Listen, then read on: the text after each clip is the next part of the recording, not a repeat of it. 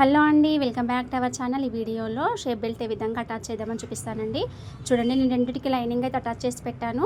ఒకదాని కింద ఒకటి పెట్టుకుంటే ఒకటి ఇటు ఒకటి అటు రావాలి. షేప్ ఎక్కువ ఉన్న వైపు పక్క పక్కన పెట్టుకుంటే ఈ విధంగా పక్క పక్కన రావాలండి. లైనింగ్ అటాచ్ చేసినప్పుడు ఈ లైనింగ్ అటాచ్ చేసేది నేను పై వైపుకి అయితే పెట్టాను.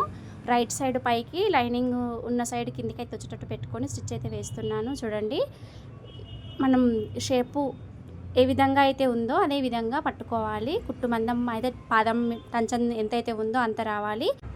కింద ఈ డాట్ అయితే ఉంది కదా, ఈ డాట్ని కంప్లీట్గా కుట్టేయొద్దండి. కొంచెం ఈ విధంగా మలుపుకొని ఈ చివరన వచ్చేటట్టు కుట్టు అయితే పెట్టుకొని ఈ కుట్టు చివరి వరకు అయితే వేయాలి. ఇప్పుడు ఈ కుట్టు వేసిన తర్వాత ఈ ఉన్న క్లాత్ను, మెయిన్ ఫ్రంట్ పార్ట్ క్లాత్ను ఫోల్డింగ్ చేసి మధ్యలో పెట్టి టూ సైడు స్టిచ్ అయితే వేసుకొని దాన్ని తిరగేసుకోవడం వల్ల లోడింగ్ పద్ధతిలో షేప్ బెల్ట్ అయితే రెడీ అవుతుంది. నీట్ ఫినిషింగ్తో అయితే వస్తుంది.